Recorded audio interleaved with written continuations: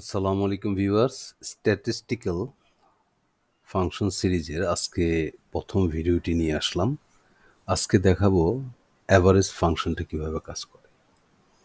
Average ফাংশনটা actually একদম basic দেখাচ্ছি, একদম ফান্ডামেন্টাল।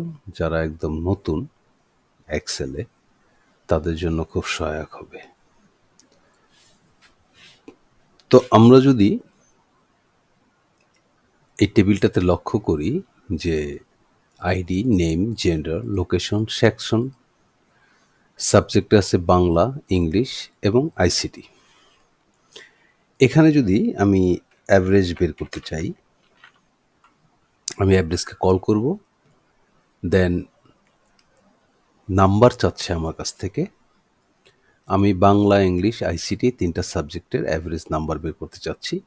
আমি প্রথমেই নাম্বারটি নিব,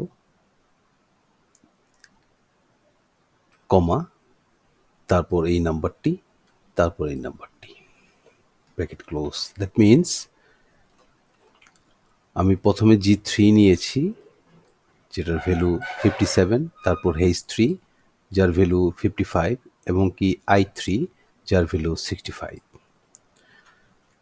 আমি যদি এন্টার দিই তাহলে আমার চলে আসলো অ্যাভারেজ 59।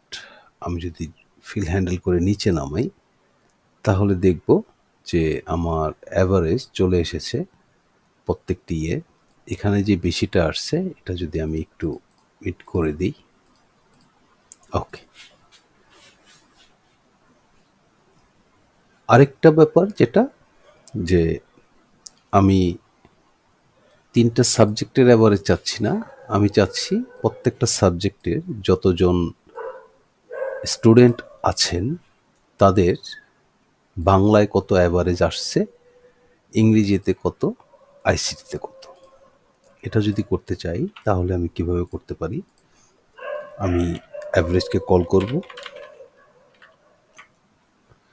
দেন আমি একটা করেও সিলেক্ট করতে পারি, পুরো রেঞ্জকেও আমি নিতে পারি। আমি পুরো রেঞ্জকে নিলাম, প্যারেনথেসিস ক্লোজ, এন্টার। আমার বাংলা সাবজেক্টের অ্যাভারেজ চলে আসলো যে প্রত্যেকটা স্টুডেন্ট অ্যাভারেজ এত, গড়ে এত মার্ক পেয়েছে। আমি যদি এটাকে ফিল হ্যান্ডেল করে সামনের দিক নিয়ে যাই তাহলে আমার ইংরেজি এবং আইসিটির অ্যাভারেজও চলে আসলো। আমি যদি দেখি এখানে আমার রেঞ্জটা একদম সঠিক আছে, আবার এখানে যদি যাই ফর্মুলা বারে যদি কার্সারটা নিই তাহলে দেখবো আইসিটির রেঞ্জ ঠিক আছে। তো ভিউয়ার্স, যারা একদম নতুন, একদম বিগিনার, তাদের জন্য এই টিউটোরিয়ালটি অনেক সহায়ক হবে। তো আজকের মতো এতটুকুই। ভালো থাকবেন, সুস্থ থাকবেন।